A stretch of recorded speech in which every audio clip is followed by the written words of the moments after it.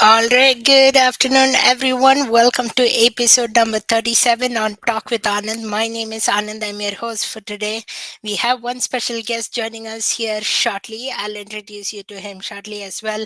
But it's a beautiful sunny afternoon in Calgary. It wasn't as nice as earlier it was.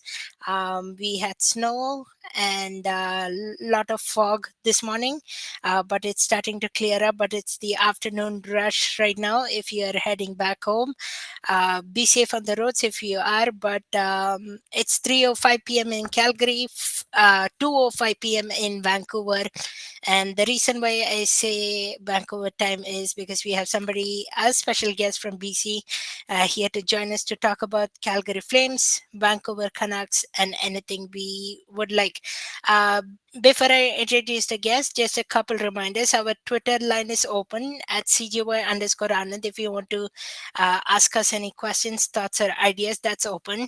Our YouTube live chat is also open as well. Come say hi. I already see Tuxedo watching us.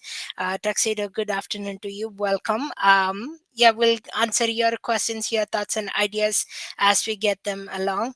But this afternoon, joining me is Kevin Olenek. He's a City News 11:30 traffic reporter, and as well talks with Ships and Parks podcast. Kevin, good afternoon. Thanks so much for joining me. My first question for you: how are you, and how is the weather down there in BC? I'm great, Anand. Thank you for having me. We are having beautiful sunny skies out here in Vancouver, Richmond, and just looking at planes flying by. It's a beautiful day. We are expecting rain probably early next week, but should be a fairly sunny weekend this weekend here in Vancouver. Yeah, that's Did you wonderful. get Yeah, was there like a bunch of snow coming to Calgary the last couple of days? yeah. It stopped snowing. We had a snowfall warning. We The roads were messy this morning. I saw at least 3, 4 city buses getting stuck. A couple of spun out vehicles. So it was a mess out there this morning. But it's the sun is out now. It's starting to melt. So it's gradually improving. Oh, good, good. Yeah, I don't miss the heavy snow, to be honest with you. Yeah, I am waiting for the actual spring to come. I like spring and hot weather because I used to live in Dubai for about 10 years, so I'm used to the hot weather and climate. So hopefully spring comes soon and the nature gives us. All right, Yeah. let's get into our topics for today. We are going to talk about the Calgary Flames and Vancouver Canucks. I'll get your thoughts. I have some questions for you, and then you can ask me questions as well, and we can make it as interactive as possible. But yesterday we got the news officially that the Calgary Flames are now out of a playoff spot.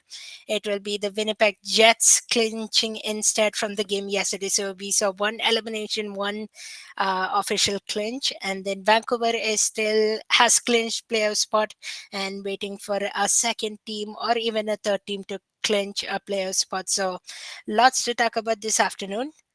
So yesterday's game, Jets won 5-2. However, Flames had a great start, though they went 1-0 on the power play. So we'll talk about the power play now. Yeah, power play has been working well these past couple of games. I know, Kevin, you watch a few of the Flames games. What have you thought of the power play recently? I I think there has been. You're right. There has been improvements, but this one of the reasons that the Flames are not in a playoff spot. There's a number of reasons, but one of the reasons the Flames, even pre Lindholm, Tanev, Hannafin, were having trouble was because of the power play. It just was not working throughout the year, and it's getting better. I think Miramonov as the quarterback of the power play is showing very well on the first set. But I think what we're trying to figure out, and I feel like this is more of a roster construction issue than it is a coaching issue at this point. But it hasn't worked really. It hasn't really been that good. And there have been times I think even in this improved power play that if they would have got a goal here or there, the results might have been a little bit different in terms of wins. So it's hard not to argue that one of the weaknesses of the season, if not the biggest weakness of the season, has been the Flames' power play overall, and that's something that I think that you have to rectify in some way, shape, or form. And I'm not sure. I'm not saying I'm necessarily blaming the power play coach, Mark Savard. I think it's ultimately more a roster construction issue, but he's got to take it. And I know he's wearing it. He's wearing it for sure. But it's there. It's not working. It simply hasn't worked all year. Yeah, definitely. You have summarized it well. There have been improvements, but again, it's not been up to the expectation. And some of the goals that can be scored gets lost on the power play. They don't, what you call, finish it well. There is one point from the comments here. Kuzmenko has definitely helped on the power play. Would you agree so? I think Andrei Kuzmenko is the most talented goal scorer on the Flames, and you saw that in a game against you see that when he can score, but like he's got some ability, and when that guy wants the puck and he is feeling it, he is great. The problem right now with Andrei Kuzmenko, I think, from the coaching staff's perspective, is I think they need a little bit more consistency from him from game to game. This was the same issue in Vancouver. This was often the reason why he wasn't seeing a lot of ice time in Vancouver, as the details and the defense of his game wasn't working as well as the coaching staff wanted. And the Flames are seeing that too. I do agree this Kadri Kuzmenko Pospisil line has worked really well. And Kuzmenko has been dynamite for the last few games, but there's also been times where he hasn't been as dynamite. So hopefully next year with Kuzmenko, we get a more consistent Kuzmenko throughout the year. And I think that will help the Flames out a lot. Yeah, I definitely. love I his agree. personality, though. Yeah. I sorry to interrupt, but I absolutely love his personality, and I love how he scores goals. It's just those other things that I think you just cannot be, unfortunately, in this day and age, you cannot just be one dimensional. We're not asking Kuzmenko to be like a Frank's J Selke winner, but he does need to be a little bit better on the details of the game. Yeah, definitely. I agree with you. That's been the consistent theme coming from Kuzmenko. He is offensively, he scores goals. He sometimes becomes inconsistent though, and then he needs to work on the defense side. So, yeah, multi-dimensional is definitely needed. Let's look at a quick scoring summary from yesterday. So, Jets scored 5 goals. It was from Gabriel Velarde. He scored 3 of them, a hat trick, and that was his first NHL game, I believe.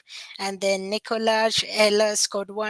Tyler Toffoli, a former Flame, scored 1, and then Sean Monahan had 1 assist. So a couple of former Flames putting in the work for the Jets yesterday. And then on the Flame side, we had Mackenzie Weegar score 1. He has 200 points in his NHL career now.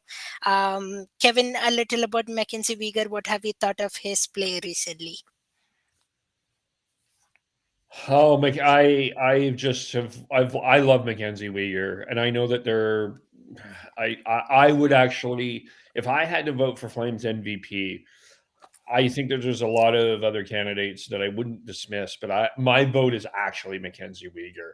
He has played with, I believe that he has played with the most different defensemen more pairs. He's been paired with more other defensemen than anybody else on the roster, because he played with Noah Hannafin, he's played with Oliver Shillington, he's played with Rasmus Anderson, and he's played with Daniil Miramanov. That's 5 different pairings. He has played right side D, he's played left side D, he's played power play, he's played penalty kill. He is close to 20 goals for a defenseman. He blocks shots. He has had to do so much work on the blue line for the Flames that I think Kadri's been great. I think Coleman has been great as well. I think there's other nominees, but for me, the MVP for this team, just because of the amount of work that he has had to do on an unfortunately depleted blue line for obvious circumstantial reasons, I think my vote for MVP is Mackenzie Weegar. I think he's been outstanding.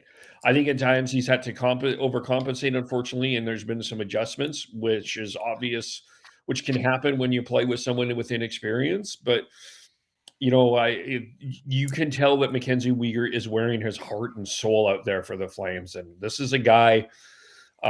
Depending on how things turn out in the off season, I wouldn't be so too unsurprised if he's wearing the C next year with the Flames. He's definitely one of the leaders. He's definitely a core piece, and unfortunately gets saddled because Jonathan Huberdeau has not turned out.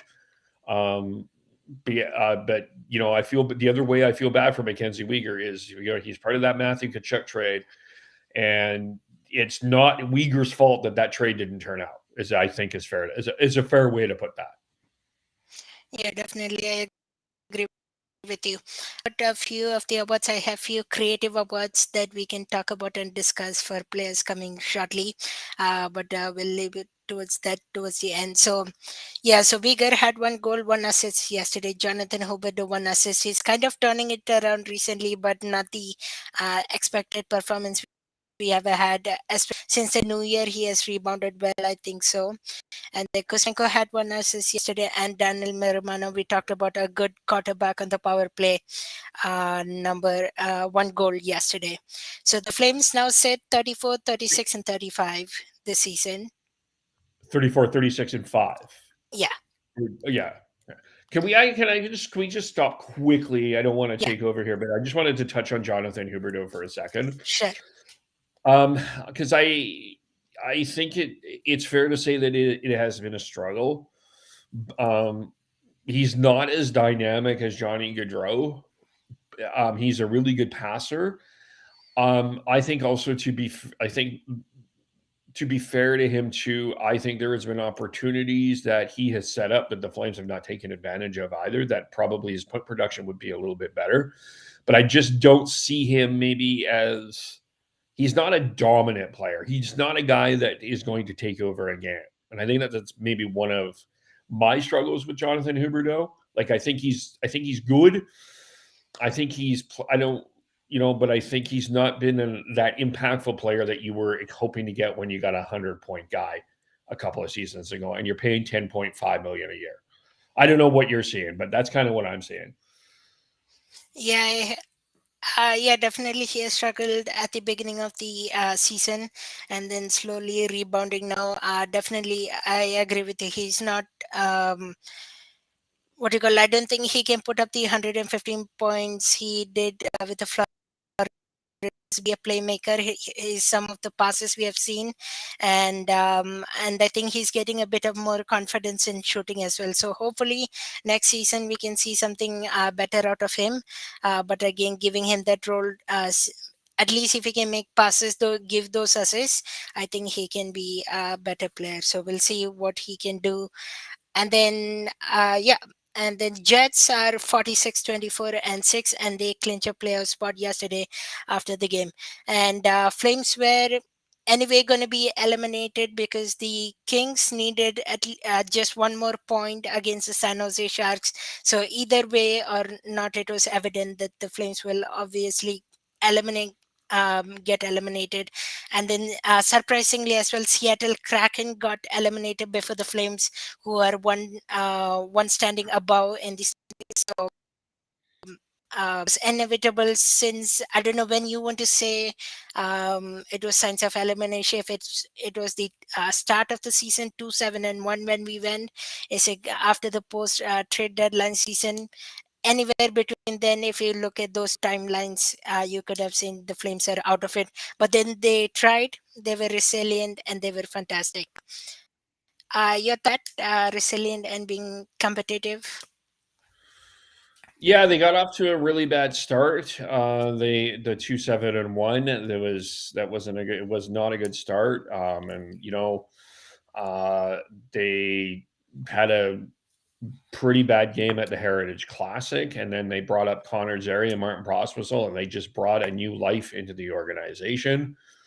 They and then you kind of like they were just kind of digging this hole for most of the year, and there was just so much distractions this year in a different way. With you had you first started with the Nikita Zadorov trade request and his comments about the dressing room to start the year. and then you had to remove that, and then you had all year the situation with Tanev, Hannafin, and Lindholm, wondering what was going on, and eventually all three were traded. You had that, so you had that distraction. And then, in addition to that, you had the Jacob Markstrom situation. Was he or was he not going to go? And then you also had a new head coach in the National Hockey League, although not he's been in the organization for a long time, in Ryan Huska, and a new general manager, although in the organization for a long time, but not driving this car, and Craig Conroy. So you had a number of different distractions this year that made this really a heavy year.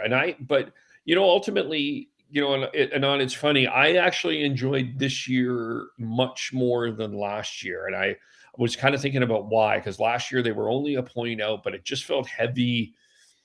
It felt like there was a lot of anger in that dressing room last year, and this year I don't know if I see anger or my expectations were lessened as the year went on, but it felt like this team was a little bit more fun to watch. You had some comebacks. You had like Connor Zary was entertaining to watch. Martin Pospisil was entertaining to watch. We've got to see a little bit of Dustin Wolf.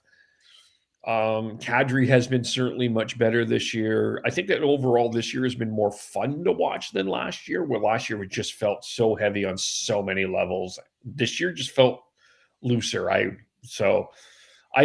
mean, I know the Flames are worse off than last year, I think, but it was more enjoyable to watch this year for me. I don't know. Yeah, definitely, I agree with you. It was much more enjoyable to watch, especially with the youngsters. We have Mac Coronato. Matt Coronado too. Yeah. He's been decent. We have had. Yeah, a lot of youngsters looking, which is I think the direction that the Flames are going, and if that's the way, then we have seen plenty of enough. We have seen players happy. We have seen a lot of public events that players have gone to. So overall, a great atmosphere. But then again, like you said, there have been tons of distractions that they are battling through, and that's probably why they haven't been all focused along this year. But again, expected. Um, Turning five free agents this year, Craig Conroy. I think he has done a pretty much good job, starting from Tyler Toffoli to Nikita Zadorov. So Elias Lindholm traded with some Kristanov and Noah Hannafin. My question for you, I think you might know where I'm segueing to. Which was the best trade out of these five, or kind of you would say the Flames had a good steal at it?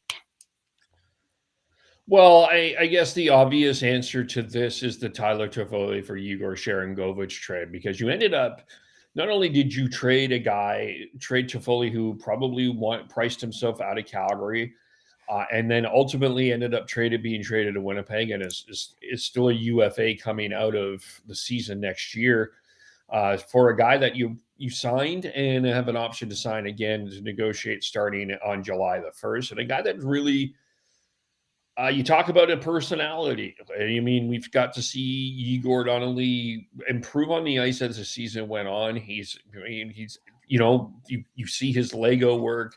You just see a guy that has a little bit of fun on and off the ice. And so I think that's obvious. Now, like when we look at the Nikita Zadorov trade, was it the greatest trade in the history of trades?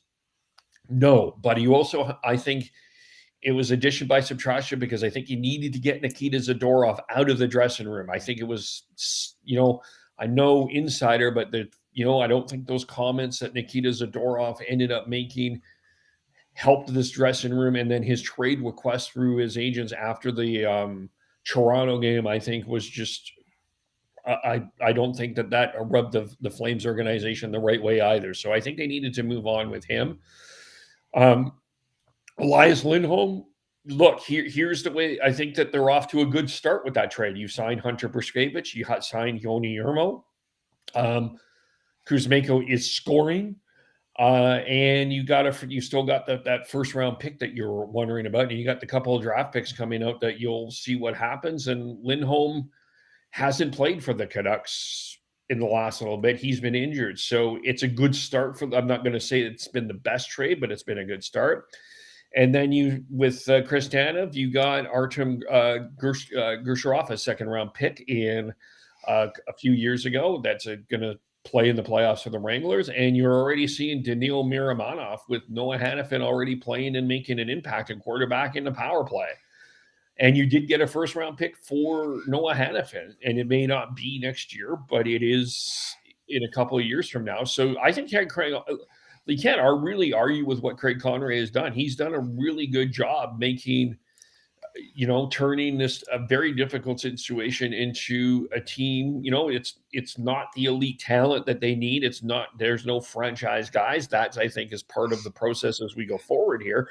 But it's certainly a start. It's hard to argue with the start that Craig Conroy has done. He's built a foundation here, and I think that's. I don't think you can do anything other than applaud Craig Conroy for how he has handled all of these distractions. Yeah, 100%. Yeah, I agree with you. It's been amazing how Craig Conroy, as a first year rookie GM, has stepped up and converted all these unrestricted free agents to trade. So, And let's not forget the job he did on the waiver wire. He brought in AJ Greer from Boston. He brought in Pahal from Vegas, and they have been contributors in the lineup as well. So he's done some really good work here in terms of that. And also, I don't think he is going to be a regular Flame. But for the Calgary Wranglers, I think Sam Morton is already making an impact as well. The recent signing for the from the NCAA. So you've got, I don't think that there is nothing to complain about with Craig Conroy. Absolutely nothing. He's done a fantastic job. all right. Yeah, cool. All right. We'll touch upon a couple more points and then we'll get to some Flames Creative Awards.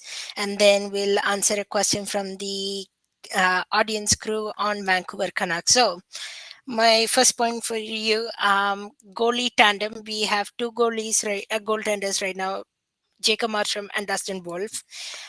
Jacob Marsham was getting kind of prepared from the insider's perspective view, getting ready to trade it to the New Jersey Devils by the trade deadline, but that didn't fall through. We have now Dustin Wolf and Jacob Marsham mixing starts. We have Dan Vladar, who is having a season ending hip surgery, hoping to be back by the new season.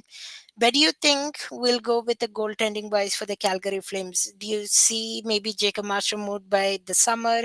What do you see? And any thoughts on that? Okay, so I'm going to have a little bit of an unpopular opinion on this because I know that there's some people on your show that have said different. So I actually think that the other move that Conroy made was the one that didn't happen, and that was the Jacob Markstrom trade. Because you are retaining salary. If the reports were as true, the Devils were not willing to were requesting to retain salary, and that would have been for another 2 seasons. And that's one of 3 salary spots that you're holding out. So I think it was a good move to not trade Markstrom during as in that trade anyway. Now, do I think that Markstrom is gone in the offseason? I am 90% certain that it is, but I don't think that Conroy has to rush into that. He can certainly wait and see what that trade is. In terms of the goaltending market, of course, you'll have Markstrom, you'll have Linus Ullmark. You might have John Gibson, depending on the situation, but I still think ultimately the goaltender that will be of desire will probably still be Jacob Markstrom, who Kevin Woodley had at a Vezina Trophy level in some states this year. So I don't think New Jersey is out of the running. I think they're still going to be making a phone call or two to Calgary. So I think Jacob Markstrom is back next year. In terms of the start of the year, no, I don't. I think I'm 90% certain he's gone. Now, the interesting thing with Dan Vladar is the hip injury, and I wouldn't be surprised. We had this conversation. Dan Stevenson and I had this conversation. I wouldn't be surprised if Vladar is either I say Abbotsford all the time because I'm so used to the old Abbotsford, the Flames Abbotsford creation that's now Vancouver Abbotsford. I wouldn't be surprised if Vladar is either with the Wranglers or starts the season in the LTIR, which means it's Dustin Wolf and probably another backup that they're bringing in, an experienced backup. That I would not be surprised to see happen. you got. I don't think anybody is going to take Dan Vladar in the offseason. I know that some people were expecting that. I just, with the hip injury, I think that makes it tough. And I don't know if he's going to be back necessarily for training camp. Hopefully he is. Hopefully he's healthy. But we are now in the Dustin Wolf sort of era. And I think that they bring in an experienced backup or they get, my there's a possibility of bringing, there's some options out there in terms of an experienced backup that you can bring in. But I don't suspect that Markstrom's back. And I don't know if Vladar is back at the start of the year because it's a pretty, when you talk about a hip injury, you talk to goalies, it's a pretty serious injury. So I think Dustin Wolf, you get him prepared for the start of the regular season as the guy that is going to carry most of the load, and you bring in an experienced backup. That's sort of what I'm seeing happening here. Yeah, I think that plan sounds ideal on what trajectory they will go goaltending wise. All right, let's get into some recognition of players. My first award that I impromptu created was Rookie of the Year. Who are you giving that to? Feel free to mention any honorable mentions, but your Rookie of the Year this season. Okay, so yeah, I guess there's 3 or 4 candidates that would be on that plate for my mind is Dustin Wolf, Matt Coronado, Martin Prospicel, and Connor Zary. And I know Connor. I just pointed out that Connor Zary hasn't scored since February, but he's certainly been the most dynamic. He would be my award winner. I know that there was some controversy about him being scratched at that Winnipeg game. I think he's going to play the Edmonton game. I think he's going to get back in the lineup. This is, for me, there's 2 things here. Ryan Huska is trying to establish that there needs to be a standard with this team, even in this non-playoff time. And I think that they have expectations of Connor Zary to consistently be a top 6 forward. And I think they want Connor Zary to see the game from the press box to get a different perspective. I don't think that there's a hatred on for Connor Zary. I don't think that there's any anger. I think Connor Zary has been really good, even in times that he's not scoring. I mean, Kadri, Zary, Pospisil has been arguably, don't know if you have this, I don't know if it's spoiling anything, best line on the team. So, rookie for me, Connor Zary. Pospisil has been good, but Pospisil has got to learn to toe the line in terms of what you're going to do in terms of penalties. He took a bad one again yesterday. That's probably going to lead to another suspension. And so he's got to toe the line, but Connor Zary is my vote. All right, yeah, I have Connor Zary too, and honorable mention to Martin Pospisil as well. All right, my second award, Player of the Year, a veteran player that you have seen excelled a lot this year. Yeah, my first vote is Mackenzie Weegar is my MVP.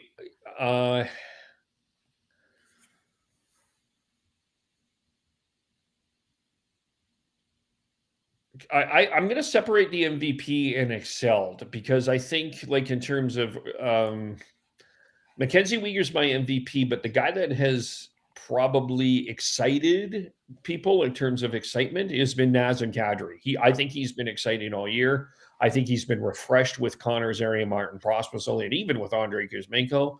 I think he's another guy that is starting to show some leadership. And when he has that bite in his game, that he makes it very difficult to play against. See, this is what Pospisil needs to learn. Sorry, I'm going on a sidetrack here. Pospisil needs to learn from Kadri how to toe that line of when to cause a problem and when to stay away from the problem. So that's what he needs to learn from Kadri because Kadri's so good at it. The most exciting player, I guess, would be Nazem Kadri. My MVP is Mackenzie Weegar. All right, cool. All right, next one is the enthusiastic player of the year. So that player that has a great personality, is always enthusiastic and happy no matter what. Who are you giving that to? Oh, that's Andrei Kuzmenko. That is, yeah, there's no one I see with that kind of that bigger smile than Andrei Kuzmenko and his hair. And the moment his first interview in Calgary when he came into, and someone asked him, "Do you like the cold weather?" And the guy goes in his best English, "Are you serious?" Like he is a fun person to be around. Uh, yeah, I think the biggest smile guy is Andrei Kuzmenko without question. All right. And final award, her heart and determined player of the award. One player that you see fights with heart, plays well, and has that resiliency and determination. That's Oliver Shillington and what he's been through.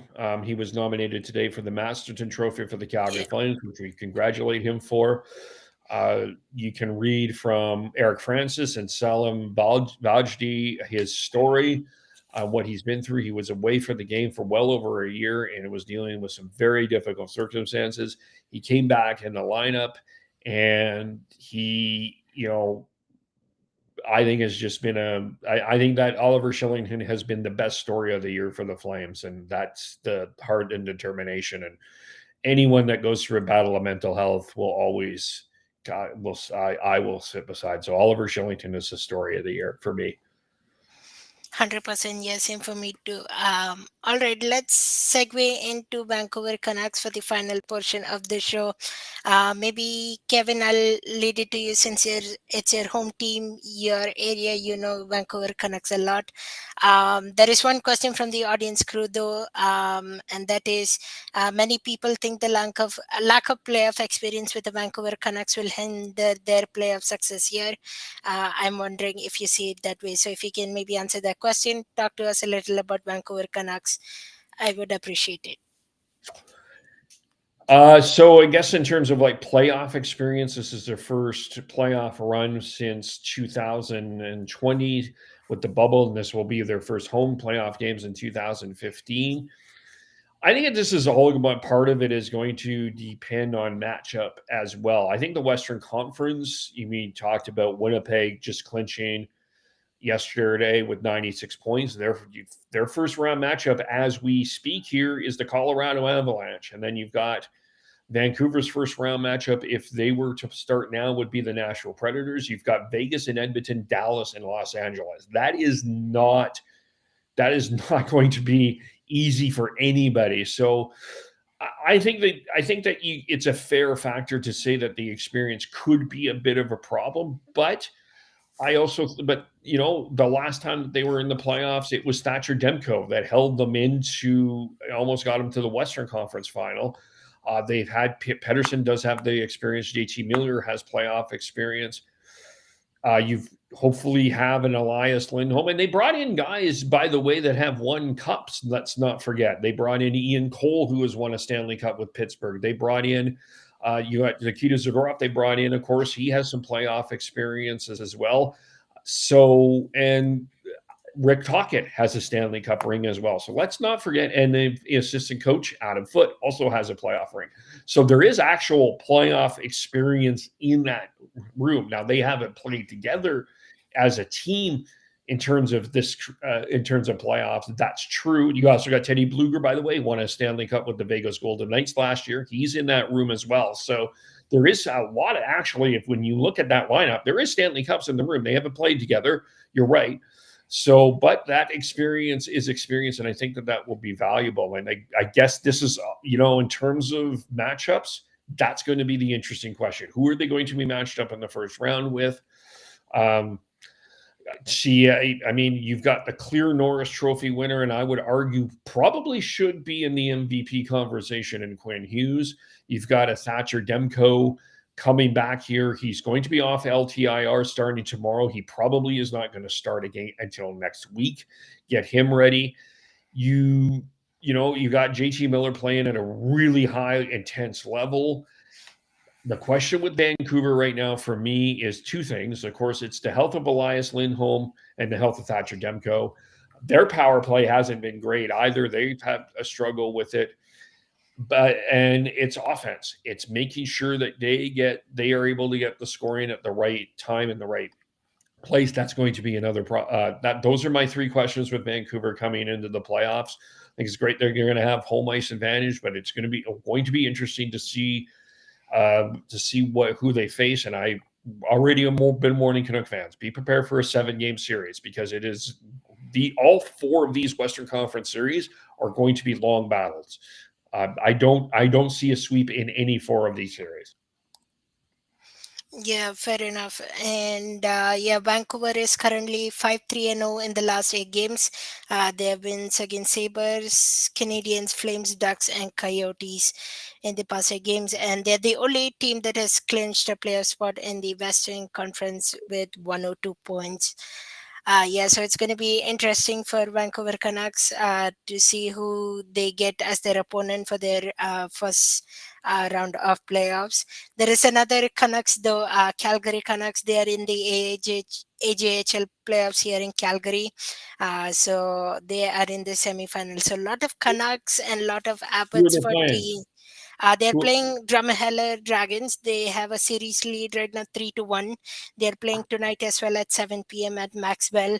So hopefully, with a home ice advantage, they can clinch the finals tonight. So oh that's yeah, gonna be, good luck to the Calgary Canucks. Yeah. yeah. All right. Heading towards the end of the show, Kevin, I want to first of all thank you for accepting my invitation and coming on with us this afternoon. If you want to take a quick moment and tell the work you do and where they can find you, and any last thoughts or words for either the Flames or Vancouver Canucks. Well, just I wanted to first of all, I wanted to just give a quick kudos to you for the work that you are putting in and getting guests and putting these podcasts up. From personal experience, these are not easy. I have people helping me. It looks like you're doing this all by yourself, getting all of this together. So I commend you. I congratulate you on the work that you're doing. I think you're doing a great job. So we are typically record on the weekends. We talk with one of the few podcasts that talk about two teams. We talk about the Flames. We talk about the Canucks, and we'll be doing that again this weekend. I'm usually joined by fireside chat host Dan Stevenson on Saturdays, and then Sean and Chris and Tyler join on Sundays. So we join us live. You can find us on Twitter. You can find us on Facebook, YouTube at Shifts and Pucks. And yeah, that's where you can find the podcast. You can also hear me at times in City News 1130 traffic on the ones. Get your latest traffic reports around the great city of Vancouver. And yeah, that is where you can find me. And what else? Sorry, did I miss anything I was supposed to talk about? Any final comments on Calgary Flames or Vancouver Canucks you want to put out there? Anything you Yeah, have I mean, seen? I guess the one thing, I guess for the Flames, just we'll get into we're in the final stretch here in terms of where the Flames how they finish the season in terms of it's not going to be playoffs, but who how players look, and I guess the off season will be absolutely fascinating for the Canucks. It's I get the big thing here, clinching first, which they're that close to doing, and getting themselves ready for a playoff matchup that I mentioned is going to be a tough one, no matter which way this goes. So, in different ways, it's really fascinating what's happening in Calgary. I mean, in terms of the non-playoff situation and what happens going forward, and there's a lot of questions that we'll unpack. And for the Canucks, it's interesting just seeing for a team in a city that hasn't seen a home playoff game in 9 years. So it's going to be absolutely fascinating to see how this city is going to respond come a Saturday, April 22nd. Yeah, definitely. All right, we'll just do a quick look ahead of the games upcoming for the Calgary Flames, even though they're out of the playoff spot. So tomorrow is the big game, Battle of Alberta Flames versus the Oilers. I'll be there at the Saddle Dome watching the game. Then they head to San Jose on Tuesday, April 9th for an 8:30 matchup against the San Jose Sharks. Then on April 11th, they go to Los Angeles to play the LA Kings at 8:30 p.m. And then they come back. No, they don't come back. They are with the Anaheim Ducks on Friday, April 12th. So basically a back to back, Thursday and Friday against the Anaheim Ducks on 8 p.m. And then next Sunday, they come back home for Arizona Coyote at 6 p.m. And then to end it off, we play Vancouver one more time on April 16th at 8 p.m. And then Thursday, April 18th is the final game at home, and that's going to be against the San Jose Sharks. So playing San Jose Sharks a couple of times, Vancouver once, Edmonton Oilers once, and Ducks once as well. So an interesting schedule, even though the Flames are out of the playoff spot. A lot of traveling in between. One more back to back, and then fan appreciation night on April. And for Vancouver wise, if you're a Vancouver fan and watching as well, I'll give you their schedule as well here real quick. So Vancouver Canucks are playing on tomorrow. They're playing tomorrow against the LA Kings at 8 p.m. That's Calgary time, so it'll be 7 p.m. Vancouver time. And then Golden Knights and Canucks on April 8th, Monday at 7 p.m. as well. Then Coyotes and Canucks play on April 10th at 7:30 p.m. And then Oilers and Canucks play on April 13th, Saturday at 7 p.m. And then Calgary Canucks and Flames on April 16th at 7 p.m. And then last but not the least, the final game of the regular season, April 18th as well, and that's Jets and Canucks. So a few more games left for both the teams. One is in a playoff spot and one is not. Yeah, thanks so much, Kevin, for joining me this afternoon. I appreciate it once again. And have a great afternoon, everybody. Stay safe out there and have a great weekend.